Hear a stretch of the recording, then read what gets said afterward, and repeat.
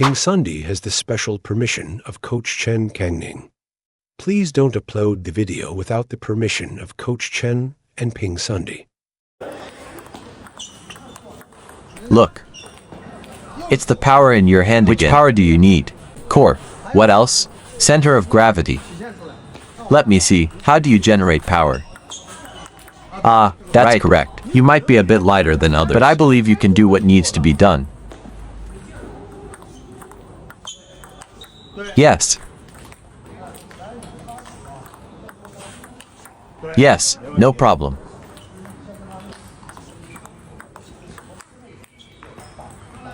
Are you using force in your hand?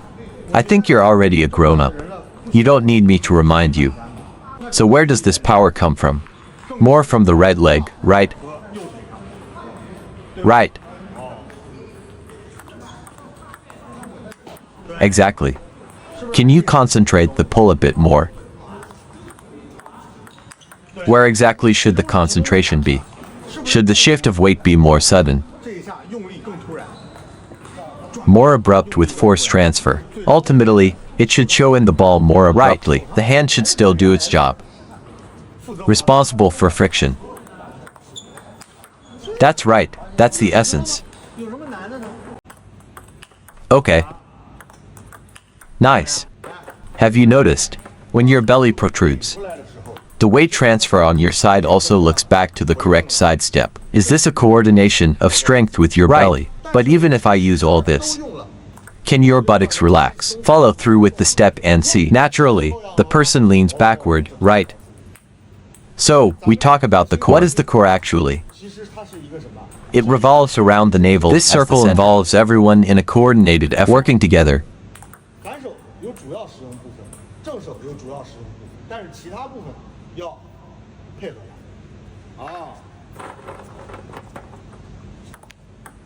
Yes.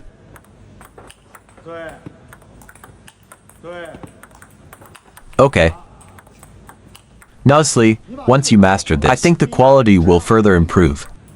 Secondly, your stability will also improve. You see that he clearly uses a horizontal stroke. The second wrist flicks the ball.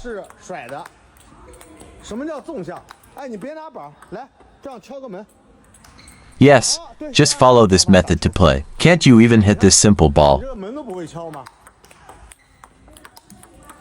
What are you trying to say? The use of techniques is not clear between. Look, I am blocking one. Is it both vertical and horizontal? Did you apply force outward when making contact with the ball? The thumb flicks the racket outward with the ball. This motion is called a block. The bounce is purely vertical. Do I have a little horizontal movement? Is there or not? A little bit of horizontal movement.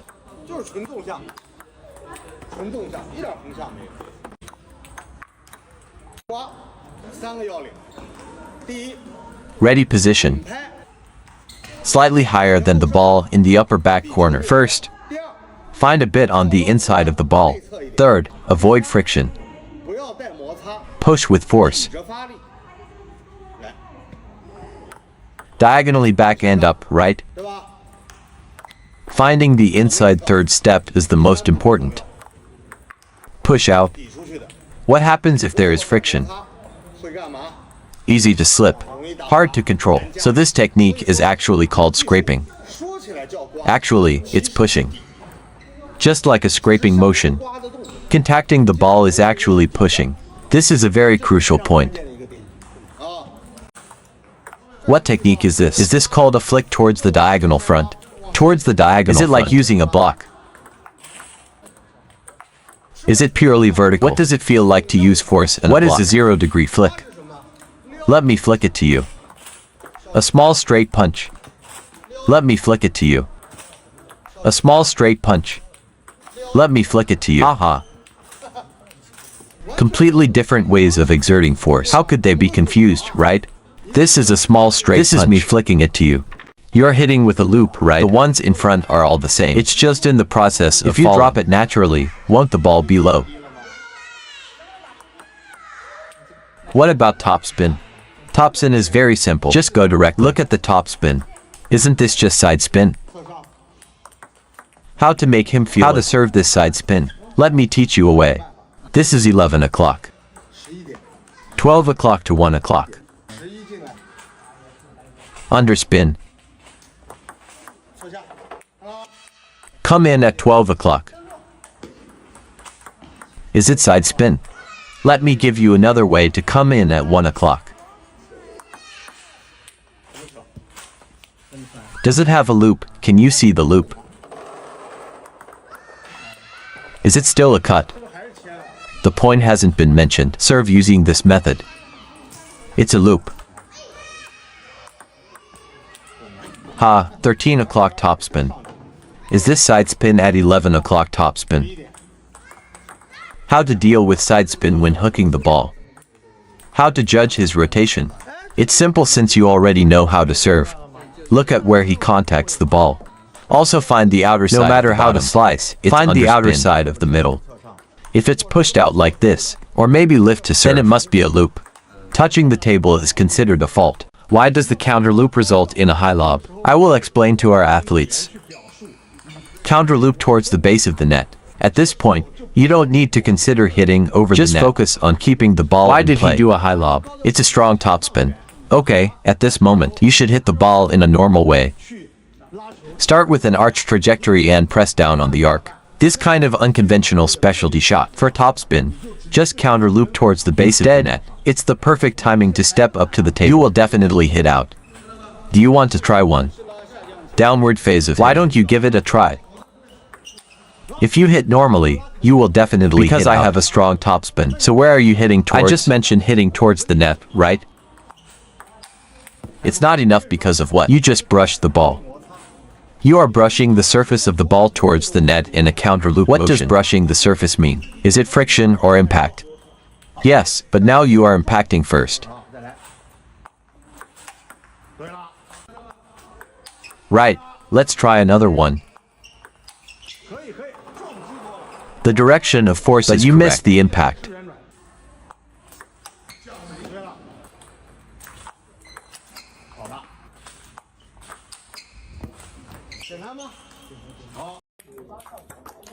Hey, you always think the table is in front of you.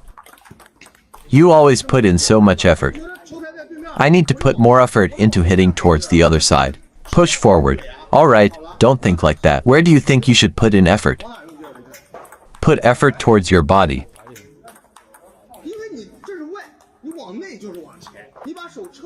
When you move forward, you're actually pushing it out. You exert force from the outside to the inside.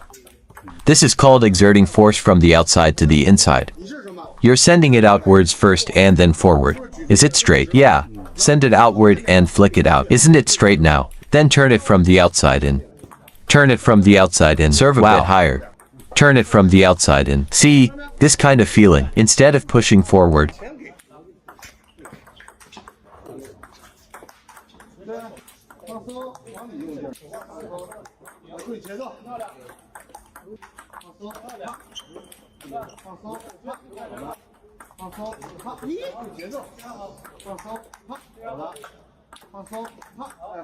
read more about table tennis on my blog, PingSunday.com. Get free ebook and coaching advices. See you in the next video.